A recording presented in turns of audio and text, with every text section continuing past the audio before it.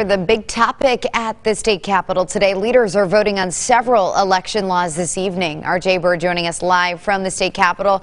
Jay, you just stepped out of that meeting, so it must still be going on.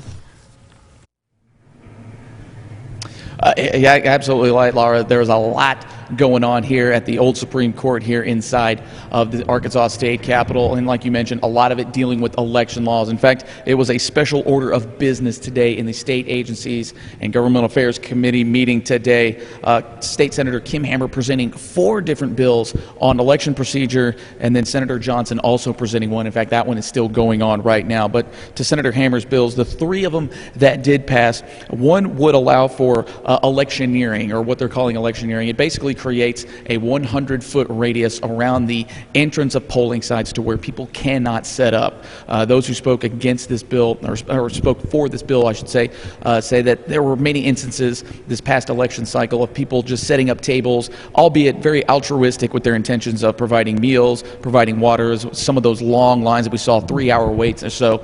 But this law now saying you can't actually do that. You have to be beyond that 100-foot radius here. Another bill would establish alterations to the precinct boundaries. Basically what this bill does, this was Senate Bill 487, it moves control of where polling sites are set in different counties. It takes that responsibility from county clerks and puts them on the shoulders of county election commissions. And then Senate Bill 488, in regards to the Freedom of Information Act, says I spoke with Senator Hammer after his presentation. He said there was a lot of people who were handling ballots that weren't supposed to be this past election cycle in several different counties. This would just allow for only certified poll workers and poll staff to be able to have access to those ballots, and then after 30 days, then they would fall under the Freedom of Information Act. But the big one here today, the Senate Bill 485, that would actually eliminate the Monday prior to Election Day as an early voting day.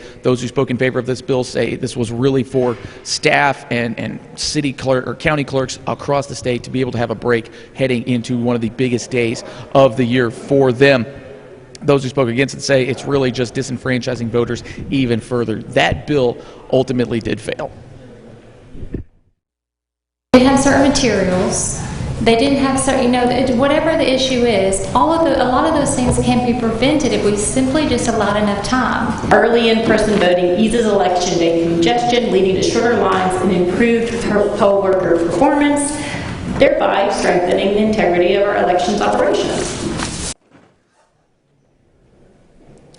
So again, you heard sort of the reasoning there for and against that bill. Again, that bill did fail. So for right now, the Monday prior to Election Day still allowed to have early voting in it. They're actually just wrapping up this meeting. They're trying to take a final vote here on Senate Bill 556, and basically what that one does, it was established the Election Integrity Act of 2021. It would work very similar to how the State Board of Education goes in and takes over school districts that may be failing. Very similar concept. Like I said here, this would allow the state election commission to go into certain normally Class A cities, Class 7 counties, to go into there if they've seen some problems with election procedures, that allows them to go in there and to actually run elections in any given year. Not sure what the word is on that bill, but we'll definitely get that to you as soon as we know what that vote was. But for now, live inside the state capitol, Jay Bird, KARK 4 News. A couple moving parts to that day, Jay. Thanks very much. Well,